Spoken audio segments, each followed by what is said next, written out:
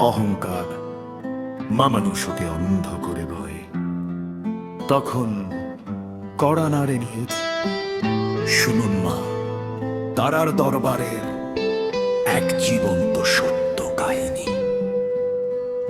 এক অনাথ ছেলে দুনিয়ার লাথি ঝাঁটা খেয়ে যে বড় হচ্ছিল, জগৎজননী মা তারা নিজে হাত বাড়িয়ে দিলেন তার মাথায়, পরিচয় দিলেন, নাম রাখলেন কৃষ্ণ।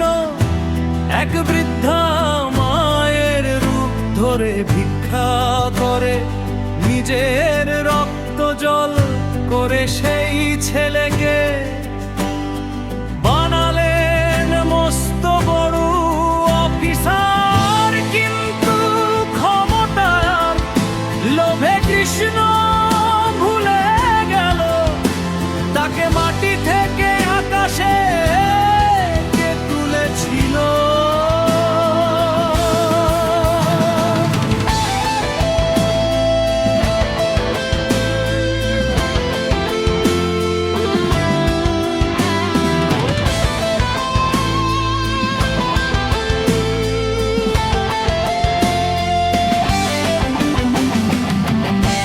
বউ এলো ঘরে, শুরু হলো হাইফাই জীবন।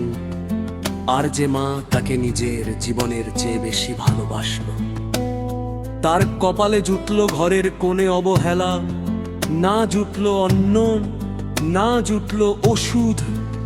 মা চোখের জল ফেলে বিদায় নিলেন এই দুনিয়া থেকে।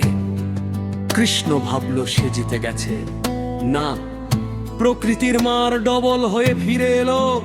যখন কৃষ্ণের ঘরে জন্ম নিল এক জন্মগত বিকলাঙ্গ শিশু। পয়সা, ক্ষমতা, অহংকার সব ধুলোয় মিশে গেল, ডাক্তার হাত তুলে নিল। তখন জান ফিরল কৃষ্ণের, ছুটে এলো মায়ের মন্দিরে, শাস্ত্রী কাছড়ে পড়লো মা তারার পায়ে। বুক ফাটিয়ে চিৎকার করে কেঁদে উঠলো, পাপ আমি করেছি মা, সাজা আমার সন্তানকে দিও না, ক্ষমা করো জনন জননী। ভক্তের আকুল কান্নায় পাষাণ গলে গেল, অলৌকিক গেল এ ভরে গেল নীর। আর মায়ের দয়ায় মুহূর্তের মধ্যে সুস্থ হয়ে উঠল সেই মরণাপন্ন শিশু।